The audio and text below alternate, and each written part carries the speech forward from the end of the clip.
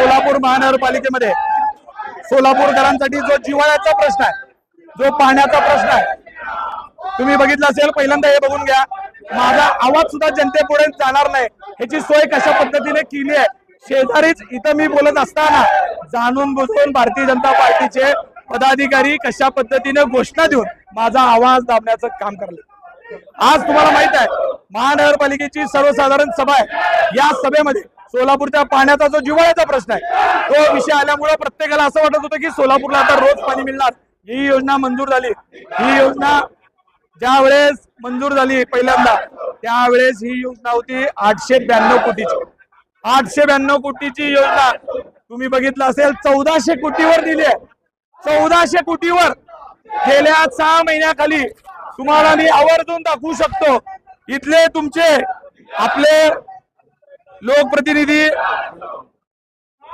कशा पद्धतीनं सगळ्या सभेत ओरडून ओरडून सांगत होते, हे जरा बघा, कशा पद्धतीनं सांगत होते की आम्ही कुठेही कर वाढ करणार नाही, आम्ही सोलापूरला पाणी मिळाल्याशिवाय काय करणार नाही। पण आज सोलापूरकरांच्या डोळ्यात सगळ्या सभागृहासमोर, म्हणजे मला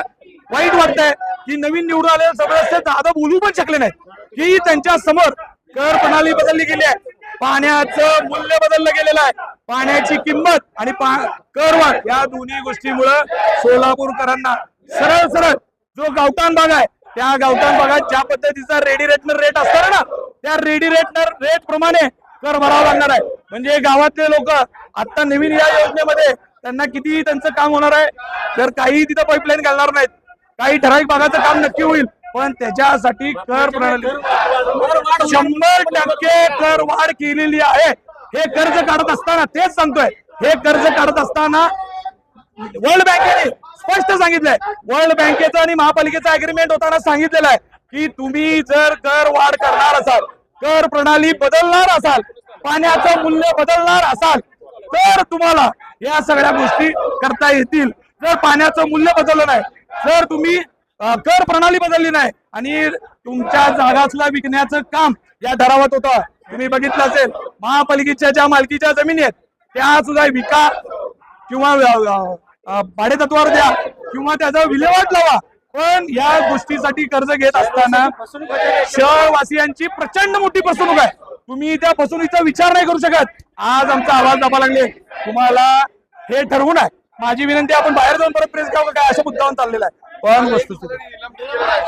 निलंबित ऐका, जनतेसाठी कायमचं करू द्या, या सोलापूरच्या नागरिकांसाठी कायमस्वरूपीचं निलंबन करू द्या, पण कर प्रणाली बदलली नाही पाहिजे या मताचा मला कायमचं सभागृहाच्या बाहेर काढा। एक मतानी नाही आमचं, आम्ही तुम्ही बघा कुठलं एक मत आहे, आम्ही एवढं वरडतोय, आम्हाला बोलू दिलं जात नाही, आम्ही इथं एवढं एक मत म्हणजे काय, सभागृहाचं एक मत असेल तर एक मत म्हणलं जात आहे, सभागृहाचं एक मत नसतं। अरे आमचे लोक आहेत, मला दोघांना निलंबित तरी केलं असेल, काय बोलता, तुमच्या सगळ्या डोळ्यासमोर चाललंय की कुठेही आम्ही विरोध करत असताना खरं तर हे बहुमताने जरी केलं असेल, त्यांच्या बहुमताच्या ताकदीवर तरी करण्याचा रेटण्याचा प्रयत्न केला असेल,